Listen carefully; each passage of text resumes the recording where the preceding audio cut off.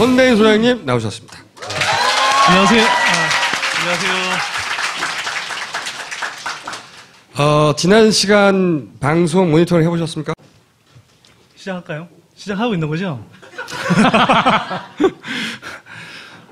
모니터링까지는 아니고요. 하여튼 뭐 제 페북하고 트위터에 난리가 났대요. 완전히 뭐. 뭐라고 난리가 났습니까? 뭐 당장 없애라? 아니 김총수 잡는 선대인 뭐 선대인의 미친 존재감. 이 방송을 보는 유일한 이유? 저 자리가 이상해. 저 자리가 이상한 거야. 여기만 앉으면 다들. 오늘 주제는 뭡니까? 집값 바닥론 이야기를 좀 한번 해볼까 합니다. 요즘 뭐 부동산 문제 때문에 고민 많으시죠, 다들? 아닌가요? 나 혼자 고민하나? 오늘의 주제를 한마디로 얘기하자면? 집값 바닥론을 떠들고 있으나 언론들이 집값 바닥과는 거리가 멉니다. 그래서 속지 마시라. 그러니까 집값 바닥론이라는 건 집값이 이미 바닥만큼 떨어졌으니 집을 지금 그렇죠. 사라. 이 얘기인가요? 그렇죠. 집값이 이제 바닥을 치고 곧 올라갈 거니 더 오르기 전에 지금 무리하게 빚내서라도 집을 사라. 이게 이제 언론들의 핵심 메시지죠. 어떤 언론에서 이런 얘기가 나옵니까? 한겨레를 제외한 대부분의 언론? 네. 단지일보에서도 안 나오는데.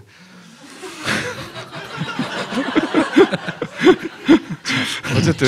주로 조선일보, 중앙일보, 동아일보에서 많이 하는 얘기인데, 그 집값이 바닥을 치고 상승하고 있다라고 근거를 대는 게 있잖아요. 그러니까 이런 이야기를 하기 전에 네. 제가 오늘 좀 설명을 드려야 될 것 같아요. 이게 집값 바닥론 관련한 건 이야기인데, 이게 왜 지금 집값이 바닥을 치는 게 아니라 앞으로 더 내려갈 가능성이 높은지, 여기에 대해서 조금 전반적인 이제 설명을 좀 드려야 될 것 같아요. 그래서 제가 이거 차트까지 준비해야 안 돼.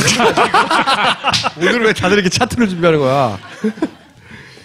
이게 뭐냐면 집값 추이를 그린 겁니다. 뭐 한눈에 보시면 아시겠죠. 자, 여기 이제 실질 가격이라고 되어 있는데요. 여러분들이 주로 접하는 주택 가격은 명목 가격입니다. 명목 가격은 뭐냐? 새우깡에 비유하자면 새우깡 제가 초등학교 때 100원이었어요. 지금 한 1,000원쯤 하죠. 그 명목 가격으로는 한 10배 정도 올랐는데 실질 가격은 그거와 상관없이 물가 상승률을 감안한 가격입니다. 예를 들어서 100원이 1,000원이 됐다고 해서 가치가 10배가 오른 게 아니죠. 그래서 이제 실질 가격이라는 건 물가 상승률을 감안한 가격이다. 그렇게 이제 보면 집값의 사이클이 보입니다. 제가 그래서 이제 이걸 소장님, 사이클. 사이클 아니고요. 자, 사이클. 자, 사이클인데요. 자, 이 사이클을 보시면요. 우리가 86년부터 집값 지수가 작성되기 시작했습니다.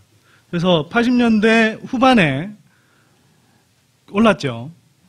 그 다음에 91년 초에 정점을 찍고 외환위기 때까지 거의 반토막이 납니다. 그리고 2000년대 거의 내내 올랐어요. 외환위기 직후부터 해서. 그리고 2009년 초쯤에 2008년 말 또는 2009년 10월 정도에 다시 고점을 찍고 지금 하락하고 있는 겁니다. 제가 이제 대세 하락이라고 표현하는 이유는 이 사이클상의 2000년대의 부동산 시장 사이클상의 상승기가 끝나고 이제 대세 하락 흐름에 들어갔다. 이렇게 이제 표현을 하고 있는 거죠. 근데 저기서 다시 진짜로 꺾여서 올라갈 수도 있잖아요. 올라갈 수 있는데요. 지금 이게 한국만 그런 게 아니고요. 이게 제가 미국의 로버트 실러 교수라는 노벨 경제학상 수상자가 있습니다. 이 양반 방법론을 빌려서 제가 하고 있는 건데요. 이거 세계 각국에서 대부분 해봐도 부동산 시장은 보통 10년에서 한 20년 정도의 사이클을 그리면서 올랐다 내렸다를 반복합니다. 근데 우리 경우는 아까 말씀드렸듯이 한 10년 정도 열심히 올랐죠. 그러면 보통 오른 기간만큼 또는 상승한 폭만큼 보통 내리고 또 그 폭만큼 꺼지는 게 보통은 정상입니다. 물론 중간에 조금 그 흐름을 완전히 반복하지 않고 올라가는 경우가 있긴 해도 대부분의 경우는 그냥 여기쯤 내려오다가 여기서 바닥을 치고 올라가는 경우는 거의 없습니다. 제가 아는 한은 없고요. 다른 나라의 사례도 없다는 거예요? 없죠. 지금 일본 같은 경우는 제가 이제 신체에 비유하자면 이렇습니다. 지금 신체에 비유하자면 머리 꼭대기까지 갔다가요. 이제 어깨 쪽지 정도까지 내려온 겁니다. 약간 아래 정도까지. 그런데 여기서 끝나고 다시 바닥을 치고 머리 꼭대기를 지나서 한참 더 위로 올라가느냐. 저는 뭐 그럴 가능성은 거의 없다라고 생각합니다. 오히려 여기에서 최소 우리가 이제 집값 바닥을 이야기할 정도가 되려면 무릎 정도까지 내려가야 된다. 신체로 따지면. 그때야 이제 집값 바닥을 논할 수 있지 않을까. 근데 이제 유명하다고 하는 경제학 누구요? 로버트 실러 교수라고요. 네, 그 양반의 분석 틀을 이용해서 이제 분석을 해서 더 떨어질 거라고 전망을 하셨는데 실제 그럼 그런 징후가 있어요? 우리나라에서 더 떨어지고 있다는? 분석 틀의 분석 말고? 그러니까 이제 대세 하락이라는 건 보통 이런 거죠. 이게 뭐 지금 사실 언론에서는 계속 뭐 집값이 오른다. 최근에 그런 보도들이 많았죠. 근데 집값이 대세 하락한다라고 할 때는 그냥 뭐 한꺼번에 쭉 떨어진다 이런 게 아니고 그 중간중간에 오르내리는 게 있습니다. 주식도 마찬가지죠. 뭐 막 다 올라간다고 해서 대세 상승이라고 해서 모든 종목이 오른 것도 아니고 대세 하락이라고 해서 모든 종목이 내린 것도 아닙니다. 근데 지금 이제 대세 하락 흐름 속에서도 뭐 일시적으로는 정부 부양책 때문에 잠깐 올라갈 수 있어요. 근데 이게 일시적인 거지 지속 가능하지 않다라는 겁니다. 왜 지속하지 가능하지 않죠? 가장 중요한 건요. 여러분들 가계부채 이야기 들어보셨죠? 2000년대의 주택시장의 부동산 현상은요. 금융현상입니다. 쉽게 말해서. 그게 무슨 말입니까? 2000년대 부동산 현상은 금융현상이란 말이 무슨 말이에요? 그러니까 집값이 오르는 게 그냥 오른 게 아니고요. 가계 빚을 동원해서 올랐다는 겁니다. 자, 가계 부채 1000조 원 지금 돌파했는데요. 그중에 한 500조 원 이상, 절반 이상이 주택담보대출입니다. 그러니까 빚을 빌리지 않고서는 집을 살 수가 없었던 거예요. 그래서 금융권에서 빚을 내서 만들어낸 현상이라고 해서 금융현상이라고 부르는 거예요? 그렇죠. 근데 이런 표현은 쓰면 안 되나? 아니 이제 네. 본인이야 익숙한 단어지만 금융현상입니다. 네. 무슨 말이야 이게? 지난 시간에 얘기했잖아. 토끼 어딨냐고. 토끼머리라고 하는데. 그러니까 본인은 다 아는 단어지만 우리는 익숙하지 않으니까 설명을 해달라고요. 중간에. 자, 그래서 주택담보대출을 왕창 끌어다가 이렇게 썼잖아요. 근데 주택담보대출, 가계부채 문제가 전혀 해소가 안 됐거든요. 그럼 이 상황에서 부동산 가격이 다시 바닥을 치고 올라갈 가능성은 거의 없습니다. 그 전망인데 제가 궁금한 건 실제 가격이 더 떨어질 경제적 증거가 있냐 이거죠. 제가 이 그림을 왜 준비했냐 하면요. 하도 언론에서 막 뭐 자극적인 제목 달아서 이 보도를 하니까 많은 분들이 되게 놀라요. 예를 들면 최근에 1월달 주택 거래량 지난해 대비해서 한 100% 늘었다. 2배, 3배씩 늘었다. 그러니까 다른 사람들은 집 막 사고 있으니까 그렇죠. 당신들도 뒤처지지 말고 막 집 사라. 그렇게 이야기 들으면 막 엄청나게 거래량이 늘어나는 것 같잖아요. 그렇죠. 또 KBS에서도 분양하고 있는데 카메라 대고 이거 지금 어떻게 될 것 같아요 하면 오르니까 그렇죠. 삽니다 이런 얘기 나오고 그러죠. 그렇죠. 방송에 내가 그 방송을 사실 봤는데요. 네. 그 방송 뉴스 보니까 그 현장에 가서 부동산 뜻방이라고 그러죠. 뜻다방. 뜻다방. 뜻다방 업자한테 물어봐서 프리미엄이 얼마 붙을 것 같냐 그러니까 5천만 원이 붙을 것 같다. 이런 걸 아예 그대로 따서 방송 뉴스에 내보내요. 얼마나 정말 노골적으로 이렇게 선동을 하고 있는지. 그래서 내가 약간 여담일 수 있는데 사석에서 KBS 기자한테 한번 물어봤어요. 아니 도대체 아무리 그래도 그렇지 어떻게 대놓고 그렇게 막 선동 방송을 하냐. 그랬더니 윗선에 주문이 있었다는 거예요. 그러니까 이게 그 윗선이 청와대에서부터 시작됐는지 아니면 방송국 내부의 윗선을 이야기하는지 모르겠는데 어쨌든 위에서 부동산 네. 경기 부양시키게 지금 집 막 팔리고 있다는 뉴스를 내보내라. 그렇죠. 이런 네. 지시가 있었다는 거죠. 그렇죠. 그 정도로 지금 하고 있는데요. 자, 거래량 이야기를 좀 드릴게요. 그리고 2월달 거래량 관련해서는 혹시 보셨는지 모르겠는데 2006년 이후 2월 거래량으로는 사상 최대 이런 보도도 나왔습니다. 그것만 들으면 일반인들 들으면 와, 거래량 엄청 늘어났나 보다. 8년 만에 거래량이 늘어나서 지금 집 사야 되나 보다 이렇게 생각하죠. 그러니까 8년 만에 늘어난 정도가 아니라 8년 동안 2월달 거래량으로는 사상 최대라는 거예요. 그러면 막 갑자기 거래량이 폭증했을 것 같죠. 그래서 제가 그려놨어요, 이걸. 뭐냐면 제가 올해 2월까지, 2월 거래량까지 그렸는데 요 끝이 여기입니다. 1월 거래량, 2월 거래량 엄청나게 늘어났나요? 오히려 지난해 연말 총수가 잘 안 보이나? 상관없어요. 네. 지난해 연말보다 오히려 줄었죠. 줄어 있어요. 그리고 전체적으로 2007년 이후로는 사실 주택시장 침체기거든요. 침체기인데도 그때 전반적으로 비해서 늘어나 있지도 않아요. 침체 상황이 계속되고 있는데 이때에 비해서도 늘어난 게 아니란 말이에요. 그러니까 네. 지난 8년 동안 2월 달과 비교해서 조금 늘었다는 거죠. 2월 달치만 비교했을 때. 자, 2월 달치하고는 비교했을 때 늘어난 건 맞아요. 네, 얼마나 늘었어요? 또 1월 달 거하고 늘어난 것 비교하면 늘어난 게 맞아요. 근데 이건 굉장히 특수한 그러니까 시기하고 비교를 한 겁니다. 예를 들면 자, 2012년 1월, 2013년 1월 여기 제가 빨간색으로 표시를 해놨어요. 보이십니까? 예. 이게 왜 그러니까 거래가 굉장히 줄어 있죠. 바닥이죠. 왜 바닥이냐? 그 전에 12월까지 그 전에 이미 다 사버려서. 다 사버렸는데 왜 사버렸냐? 취득세를 일시적으로 감면해 줬습니다. 그 전에 12월까지. 그러면 우리가 흔히 들어보셨죠? 여기도 나타나는데 취득세 감면 기간 막달에 막 거래가 몰려요. 그래서 거래가 일시적으로 늘어납니다. 그리고 나서 그게 끝나면 1월 달에 거래가 확 줄어요. 이걸 거래 절벽이라고 하는 거거든요. 자, 거래가 늘어났죠. 그러다가 다시 확 줄었죠. 거래 절벽이 온 겁니다. 이렇게 비이상적으로 거래 절벽이 온 두 시기하고 비교해서 이때가 늘어났다. 그리고 비율로 따지면 막 한 2배, 3배쯤 늘어난 것처럼 보이는 거죠. 여전히 바닥인데도 불구하고 크게 보면. 그러니까 비교 대상 자체가 집이 워낙 안 팔린 특수한 시기였는데 그거랑 비교했다는 거죠, 지금. 그렇죠. 네. 네. 알겠어요.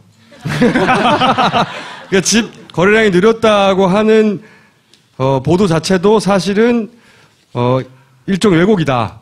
집 거래량이 그렇게 늘지 않았다. 작년 네. 12월보다 오히려 줄었다. 이 얘기고요. 또 자, 마지막 차트니까 이제 겁먹지 마시고요. 마지막입니다. 제가 앞에서는요 2006년까지만 2006년부터 보여드렸습니다. 이게 이제 국토부에서 거래량이 집계된 시점이 이때부터거든요.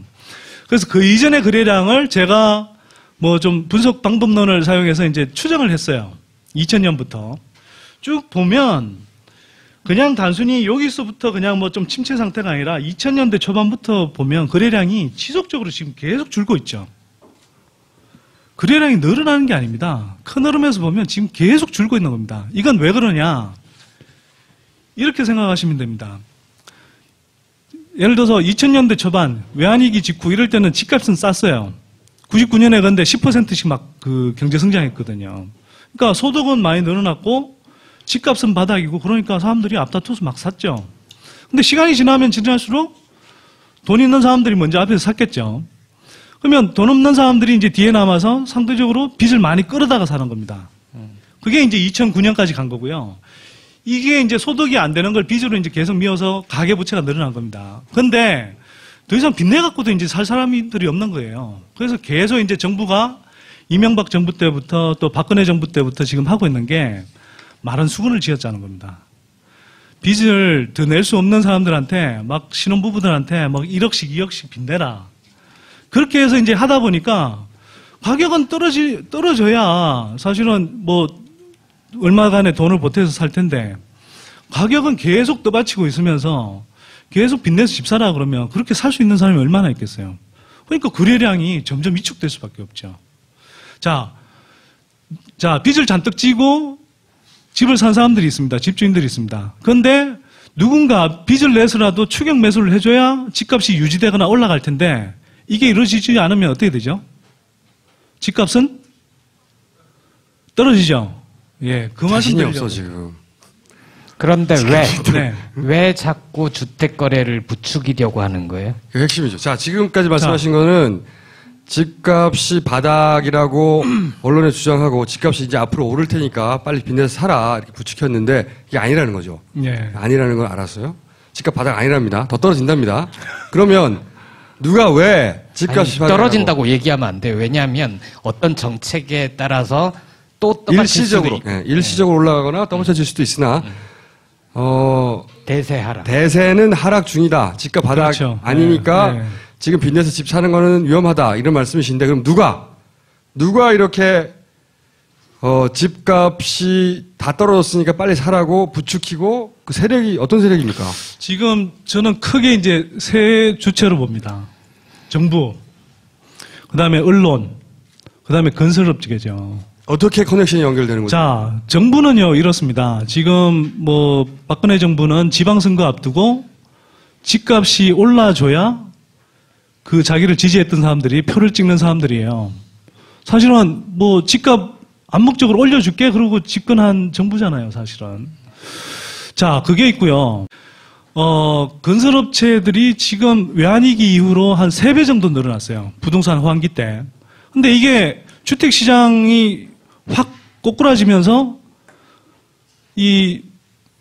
사업거리가 확 줄었죠. 그걸 이제 일시적으로 사대강 사업 같은 걸로 버텨오게 했는데 그걸로도 이제 더 이상 버티지 못합니다. 자, 건설업체들이 이제 쩔쩔 굶어요. 그러면 먹을 게 없으니까. 그래서 몇 년 동안 이렇게 버티다 지난해 뭐 SDX 건설이니 극동 건설이니 뭐 삼부토건이니 계속 줄줄이 이렇게 쓰러지지 않습니까? 지금도 끝난 게 아니에요. 자, 이 상황에서 건설업체들이 정부 부양책에 힘입어서 올해 사상 최대의 분양 물량을 쏟아내고 있습니다. 무슨 말이죠? 집을 많이 만들었다는 얘기입니까? 분양을 최대로 한다는 거죠. 집을 많이 만들 테니까 계약을 빨리 하자고 한다는 거죠. 그렇죠. 이제 한국은 이거 참 하여튼 총수만 이해하면 전 국민이 다 이해한다고 그러긴 하던데. 네. 한국은 선분양제잖아요. 다들 아시다시피 외국에 전 세계적으로 유일하게 선분양제인데. 자, 분양을 하면 공사를 하기 전에 현금부터 들어와요. 그죠? 그러면 자금난에 시달리는 건설업체 입장에서는 현금 마련하기 굉장히 좋죠. 근데 지금 건설업체들이 올해 회사채를 엄청나게 갚아야 됩니다. 올해 상반기에. 근데 주택시장은 사실 아까 말씀드렸다시피 언론에서 막 눈속임만 하고 있지만 실제로 제대로 회복이 안 됐거든요. 주택 거래가 거의 늘질 않았거든요.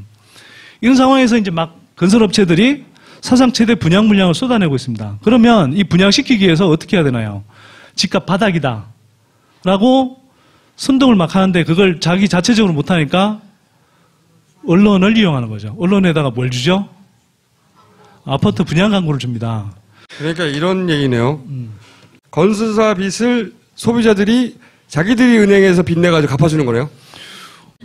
자, 그렇죠. 이 구조 이해하면 사실 많은 부분이 해결되는데요. 1994년에 일본하고 지금 되게 비슷합니다, 양상이. 어떤 상황이냐. 1991년부터 일본에서 부동산 거품이 꺼지기 시작합니다. 그래서 한 3년 정도 가요. 그래서 일본 정부가 우리 4대강 사업 하듯이 엄청나게 이제 토금 부양책을 씁니다. 그래서 건설업체들이 그럼에도 불구하고 살아나질 못하죠. 엄청나게 이제 부동산 거품이, 큰 거품이 꺼졌으니까. 그리고 재정도 이제 많이 그동안 소진해버려요. 우리 이제 4대강 사업이 돈 쓰듯이. 그래서 그 다음에 정부가 뭘 하느냐. 가게 보고 빚내서 집 사라고 합니다. 그리고 건설업체들한테 이제 아파트, 우리로 치면 아파트 같은 맨션을 분양하게 합니다. 그걸 가지고 현금 마련하라는 거죠. 그리고 집값도 고점 대비하면 좀 많이 떨어졌어요. 그래서 그때 사실 빚내갖고 일본 가게들이 많이 들어갔습니다. 그래서 일본은 어떻게 됐어요? 자, 그 이후에 그렇게 들어간 가게들이 어떻게 됐느냐. 다 하우스푸어 됐습니다. 네. 그리고 그때부터 집값이 다시 반토막, 3분의 1토막씩 났습니다. 핵심은 이겁니다. 제가 5년 동안, 무리하게 빚내서 집 사지 마라 그랬어요. 그랬더니 많은 분들이 집 사지 말라고 선대위는 떠든다. 부동산 업자들이 그렇게 이야기하는데 집 사지 말라고 이야기하는 게 아닙니다. 자기가 소득 충분하고, 지금 집값이 비싸지만, 두세 채씩 끔값이야. 질러줄 수 있어. 이런 분들이면 안 말립니다, 굳이. 그리고 꼭 필요할 수도 있죠, 그 시점에. 그렇죠. 근데 문제는 지금 정부가 비끈하는 정책, 또 언론들이 부동산 광고에 눈이 멀어서 이렇게 막 선동하는 엉터리 정보도 제가 말씀드렸잖아요. 그런 왜곡된 정보들을 가지고 하면 사람들이 불안하니까 사회 안 살렸던 사람들이 무리하게 빚내서 사거든요. 그래서 제발 빚내서 무리하게 집 사지 마라. 제가 강조하는 초점은 빚입니다. 빚. 그리고 전세 사시는 분들 지금 전세가가 가파르게 올라와서 좀 힘드실 거예요. 근데 앞 시간에도 제가 한번 말씀드렸지만 지금 정부는 토끼몰이를 하려고 하는 거거든요. 그래서 좀 힘들지만 토끼 떠나왔어. 네. 그 토끼몰이 당하지 마시고 가능하면 좀 힘들더라도 전세를 계속 좀 지키시라. 다만 전세도 깡통 전세가 될 수 있죠. 그래서 필요하다면 전세 보증보험 같은 게 있습니다. 그런 것들을 조금 이용해서 가능하면 좀 안전한 전세. 그리고 사실 아주 자기가 사는 동네가 꼭 아니면 약간 외곽으로 조금만 나가면 아직 전세 물량이 사실 많습니다. 그래서 그런 부분들 좀 유념해서요. 말씀드리고 싶은 건 하여튼 찌라시 언론에 속지 마라. 그리고 빚내서 집 사지 마라. 이게 오늘의 핵심 메시지였습니다. 여기까지 하겠습니다.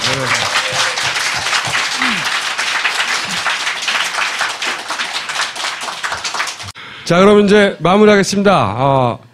김어준의 켄터키 플라이드, 켄터키 비행닭. 우리나라에도 비행을 저지른 닭이 있죠. 비행닭 마무리하기 전에 광고가 하나 있습니다. 간첩 통조림이라는 제목으로 한겨레 20일에서 이번 간첩 사건 전말에 대해서 상세하게 보도를 했고요. 제가 아까 말씀드렸던 탈북자들의 그런 몰리는 처지 이런 것도 다 이 한겨레 20일에서 제가 정보를 얻은 겁니다. 많이 구독해 주세요. 자사 홍보였고요, 지금까지. 그리고 이번 시간에는 저희가 시간이 부족해서 못했는데 방송을 듣다가 질문이 생기시면 저희 트위터 공식 계정으로 질문을 보내주시면 다음 시간은 질문에 답하는 시간도 갖기로 하겠습니다. 그리고 마지막으로 저희가 대선 다큐 준비 등을 했는데 클라우드 펀딩이라는 방식으로 시작하려고 합니다. 준비가 끝나면 방송을 통해 고지하도록 하겠습니다. 자, 클라우드가 아니고요. 크라우드입니다. 크라우드. 그래요? 크라우드예요? 이거 편집하지 마세요, 제발. 클라우드 아니야? 아니 근데 총수는 의도적으로 지금 이 방송에서 L과 R을 섞어서 쓰고 있어. 그쵸? 그럴까? 이해해 줍시다. 자, 어쨌든 준비가 완료되면 공지를 하겠고요. 그리고 방청은 벙커원에서 3월까지는 9시에 시작하니까 9시 전까지 오시면 되고 4월부터는 8시에 시작합니다. 오늘 방송을 들으시고 이 방송 너무 재밌었다고 정순재 의원의 뒷부분 빼고 다 재밌었다고 트위터에 꼭 써주세요. 자, 지금까지 김어준이었습니다. 다음 시간에 다시 뵙겠습니다. 감사합니다.